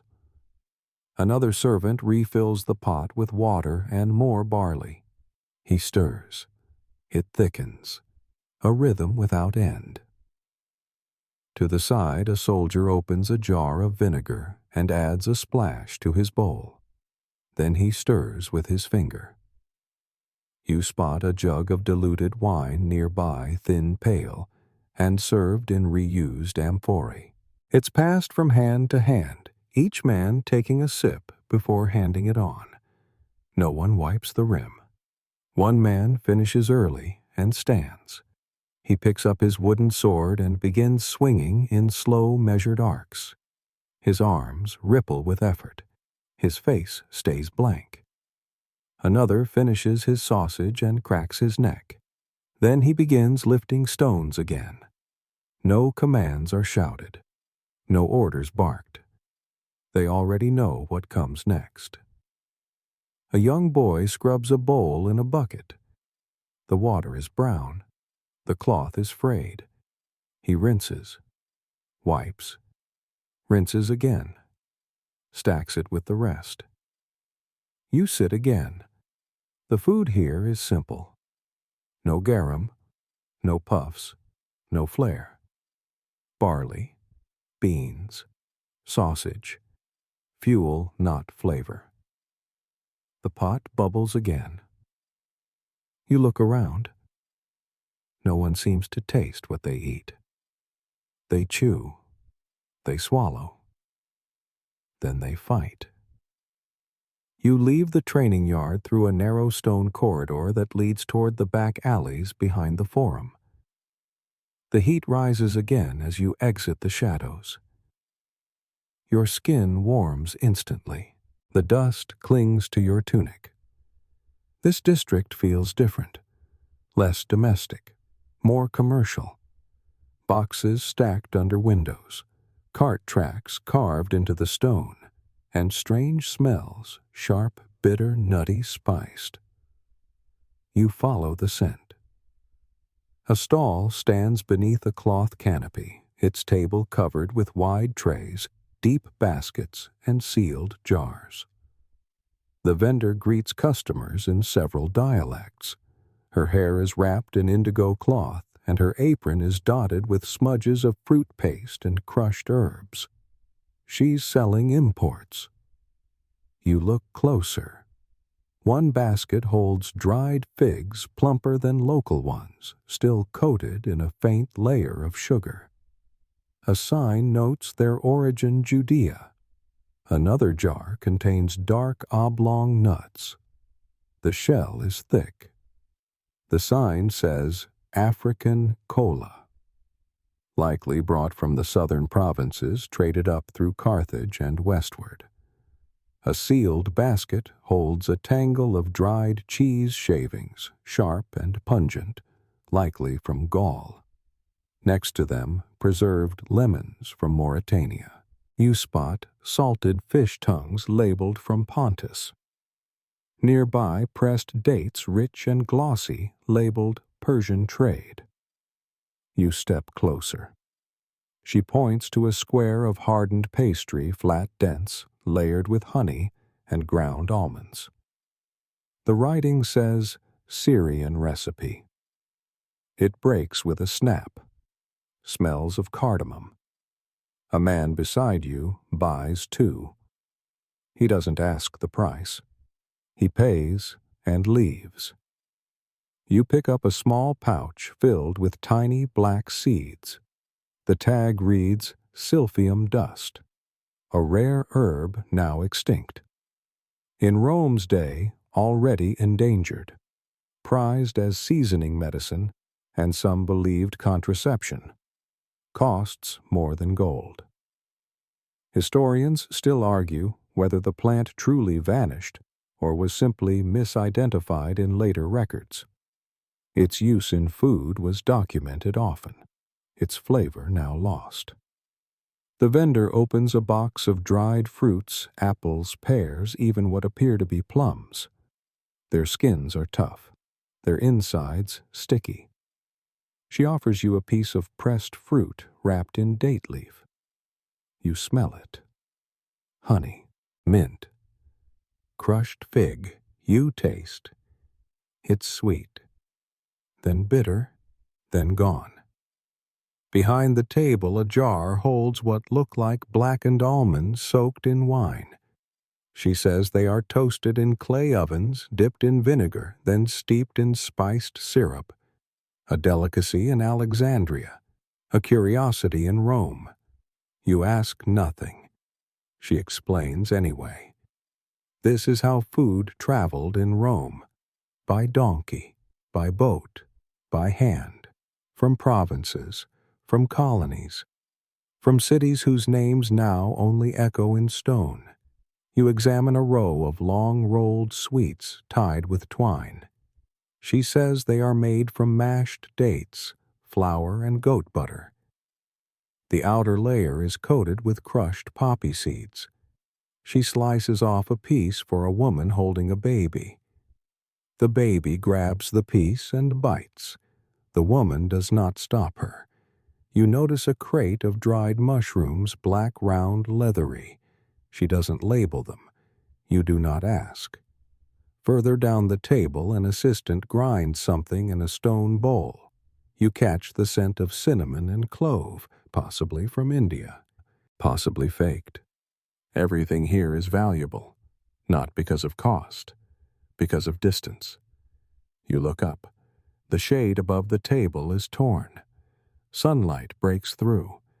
It lands on a jar filled with golden liquid. She calls it imported honey from Hispania. You see the wax floating inside. A thick layer of dust coats the jar. A man buys it anyway. You move to another tray. Here, roasted chickpeas coated in powdered cumin and vinegar powder. A crunchy snack, she says, sold to traveling officials, popular with merchants, easy to carry, easy to store. Another bowl holds fried sesame cakes slightly burned. She calls them provincial style. You don't ask which province. One customer asks for the sweet from Parthia. She unwraps a cloth to reveal a flat candy made of pistachio milk and honey. The scent is strange, but pleasant. He eats it on the spot. A soldier walks by, stops, points at a round loaf. She says it contains flour from Britannia, darker, coarser, often smoked in kilns. He buys two, walks away. Rome's appetite was larger than its walls. You glance once more across the table.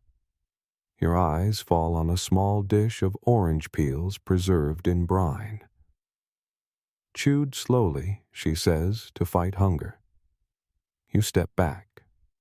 The vendor nods. You move on. You carry none of it. But its scents stay with you.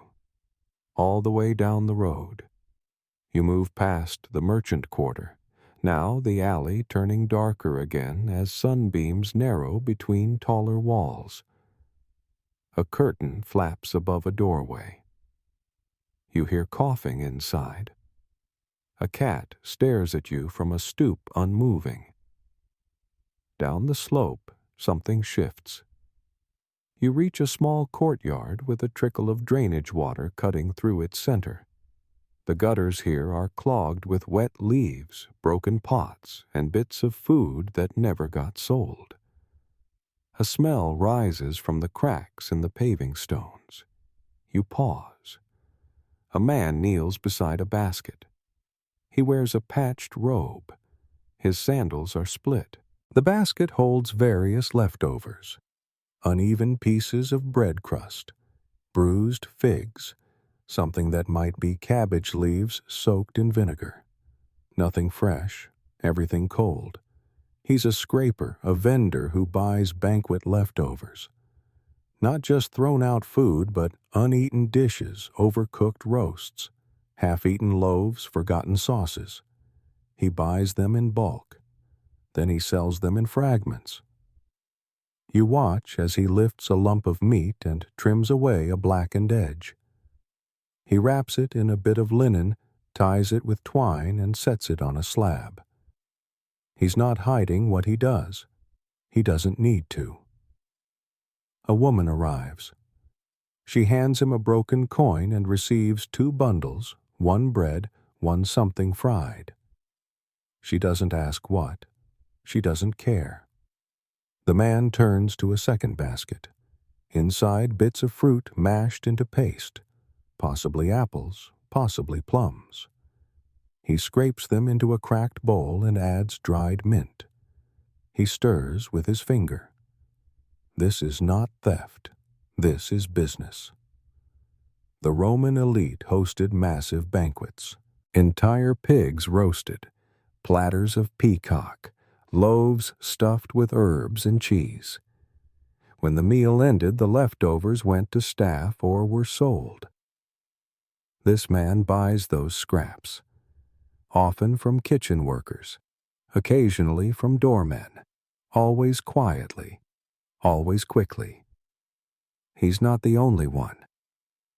Historians still argue whether this practice was legal or tolerated. Some writings suggest it was an open secret. Others hint at bribes paid to avoid the attention of magistrates. Either way, it persisted. The vendor opens a new parcel. Inside a slice of fish, likely mullet or bass. It glistens with oil and browned garlic. He slices it thinner and lays it onto a skewer, sets it on a brazier. The coals hiss. A customer asks, "How old?" He answers, "Old enough to be cheap."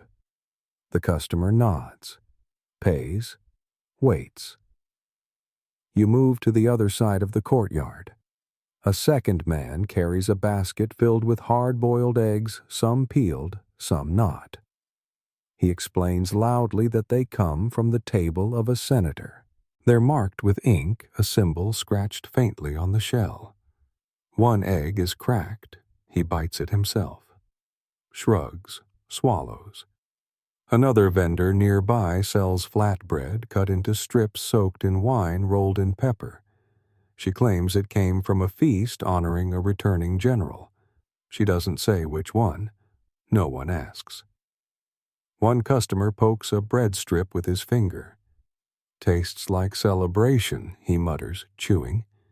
You notice a tray of meatballs, small, round, speckled with something red, possibly paprika, possibly blood.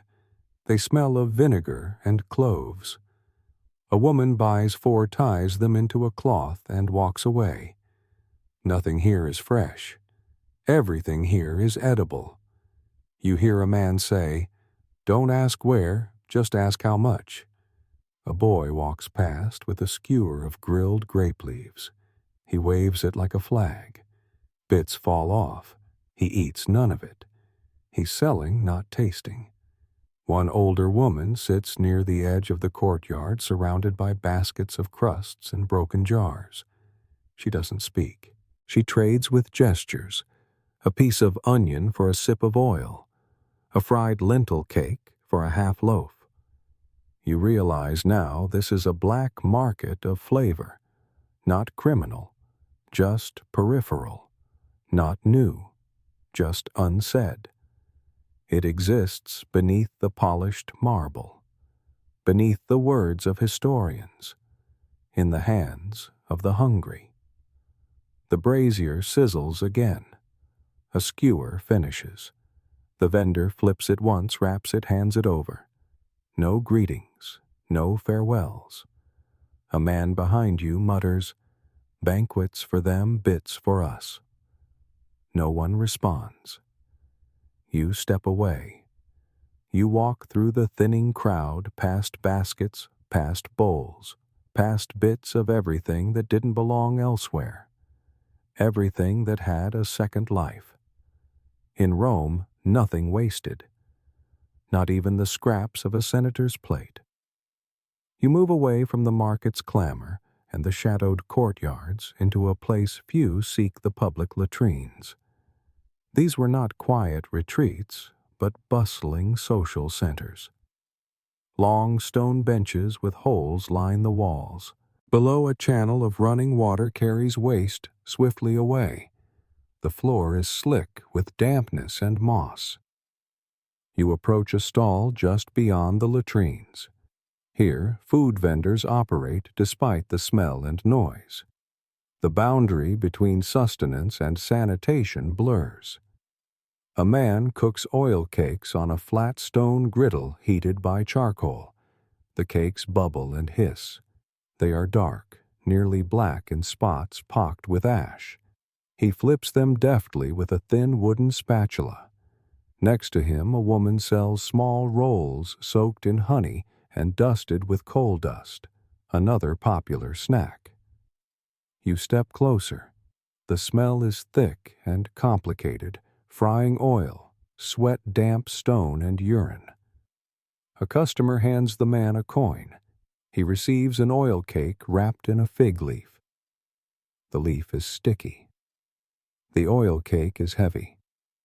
Nearby, a boy sells what is called dog bread, hard, dry loaves baked with scraps of leftover flour and sometimes animal fat.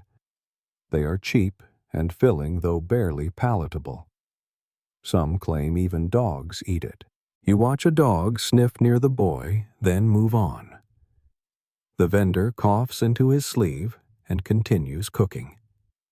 He does not wash his hands, nor the spatula, nor the stone. You glance around. The latrine's stone walls are streaked with graffiti words and images etched or painted, some crude, some philosophical.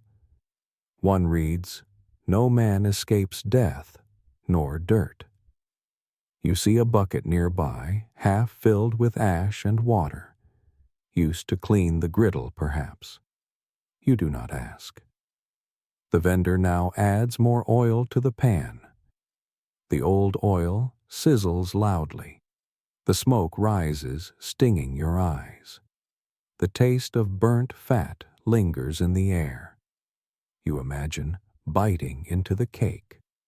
Dry, yet greasy. Bitter, yet sweet from the fig leaf. You step back. The smell of the latrines mixes with the smell of food. A woman arrives carrying a jar of water. She pours it slowly over a bowl. The water runs clear for a moment, then turns cloudy. She shrugs. She offers a cup to a man sitting nearby. He drinks without hesitation. Historians still argue whether food stalls in latrine areas were tolerated or simply overlooked. Archaeological evidence shows many thermopolia fast food counters located close to public toilets. This proximity speaks to both practicality and lack of concern for hygiene. A child runs past. He holds a skewer of honeyed dough balls. He doesn't notice the flies swirling near the latrine drains. You realize Rome was a city of contrasts. Rich banquets and public filth, honey puffs and sewer stench, life and death often side by side. You turn away from the latrines. Your clothes smell faintly of smoke and ash. Your throat feels dry. You walk on.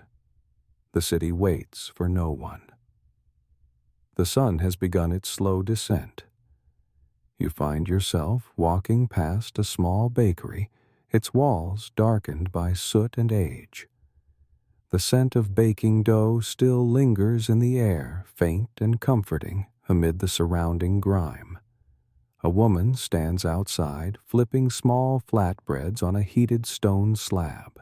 The flatbreads are thin and irregular, some dotted with sesame seeds, others sprinkled with herbs. She calls out softly to passers-by, offering the warm bread wrapped in olive leaves. You step closer, noticing the slight bitterness of the burnt edges and the faint scent of coal dust that clings to each piece. These oil cakes are a staple snack cooked in reused oil that imparts a smoky flavor. Nearby, a man sells small balls of fried dough sticky with honey and coated with crushed nuts. Their sweetness contrasts sharply with the smoky taste of the oil cakes. Children crowd around the stall, eager to purchase the treats, their laughter ringing out despite the harsh surroundings. As you watch, the vendor dips another batch of dough into a vat of hot oil. The oil crackles loudly, sending a thin wisp of smoke spiraling into the sky. The scent is strong, rich, oily, slightly acrid. You notice the vendor doesn't strain the oil between batches, causing the oil to darken progressively throughout the day. Bits of dough and crumbs float on the surface, burning and adding to the complex aroma. A stray dog lingers nearby, eyeing the scraps fallen to the ground. The vendor shoos it away without much concern. A few feet away, a man sells dog bread, dry, hard loaves made from coarse flour and leftover grains often fed to animals but sometimes eaten by the very poor. The loaves are cracked and crumbly with a faint smell of stale grain. You glance at the man's worn hands as he breaks a piece off, handing it to a child who accepts it quietly. You feel the gritty texture of the dust beneath your feet and the lingering scent of oil and smoke on your skin. Historians still debate whether these oil cakes were an everyday food or a desperate substitute during food shortages. Archaeological evidence suggests both. They were widely consumed, yet not considered a delicacy. You take a deep breath, steadying yourself. The sun sinks lower. You keep walking. The narrow street curves sharply, leading you away from the bustle toward a quieter, dustier lane. The midday heat presses down. Your steps slow as the scent changes from oil and smoke to something harsher, earthier.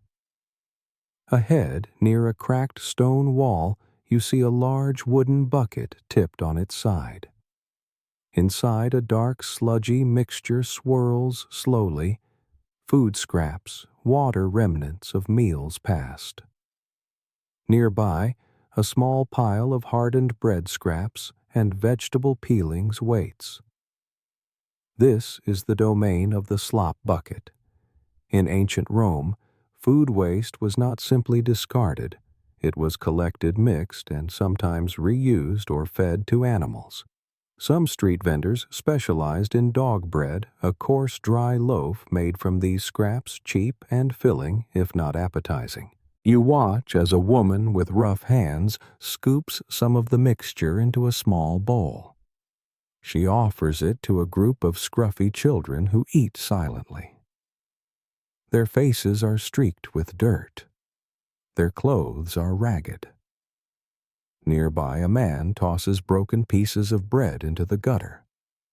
Rats dart from the shadows, quick and hungry. The slop bucket represents the last tier of the food chain in Rome's urban ecosystem. You see vendors selling leftovers, sometimes disguised as second-tier snacks. Food that didn't make it to market or was unsold at banquets often found new life this way. Historians still debate how widespread this practice was, and whether it was limited to the poorest or tolerated among wider groups. Archaeological finds show that refuse pits contained animal bones, grains, and fragments of meals, suggesting a cycle of reuse. You step carefully around a pile of discarded fish bones and torn figs. A child runs past, clutching a piece of dry bread. He looks over his shoulder nervously. You smell the faint odor of decay mingled with the scent of baking earth and dust. Your skin feels sticky despite the dry air. You move on, leaving the slop bucket behind. The city's waste is its own story. You remember it. You carry the image with you. The sun is high now. You keep walking. You continue down the street, the sounds of the market fading behind you as you enter a quieter neighborhood. Here the rhythm changes. Children play in the dust, their laughter faint against the murmur of nearby voices. You notice a small cluster gathered around a street stall just outside a school. A woman sells small portions of fruit, figs, apples, and dates. The children watch eagerly, clutching small coins or scraps of bread. One boy steals a fig when the woman isn't looking. He slips it into his mouth quickly, eyes wide. A teacher nearby notices and slaps his hand. The boy yelps, startled, then runs away. You see the teacher's face harden, but the children's faces soften. The tension hangs in the air, a silent negotiation between hunger and discipline. You recall that Roman schools were often crowded and under-resourced. Food was scarce. Many children arrived hungry. You watch as another child trades a crust of bread for a small piece of dried cheese. The vendor nods but looks wary. Historians still argue how common it was for children to have snacks at school, or if most survived on thin gruel alone. Some evidence points to food brought from home, but much of it was likely purchased nearby. You smell the sweetness of crushed figs mingling with the dust. The sun beats down. The children fidget, eager for their next bite. You hear a sharp voice calling the children back inside. The playground empties slowly. You remain outside, breathing in the scent of warm fruit and dusty earth. The schoolyard grows silent. You turn away. Your stomach clenches softly. You keep walking. The day wanes and the streets grow longer in shadow. You follow the slow pulse of the city toward a spa district where mineral waters bubble beneath stone arches. Here citizens come not just to wash, but to heal. You find a small stall near the baths. Its sign is faded, but you read digestive waters and remedies. A vendor offers clay cups filled with water drawn from the mineral springs. The scent is sharp, metallic, faintly sulfurous. You drink cautiously. The water tastes bitter and medicinal. It's meant to soothe upset stomachs and aid digestion, especially after heavy or spoiled meals. You recall the numerous cases of food poisoning in the city, meat left too long, fish spoiled in the sun, bread baked days ago.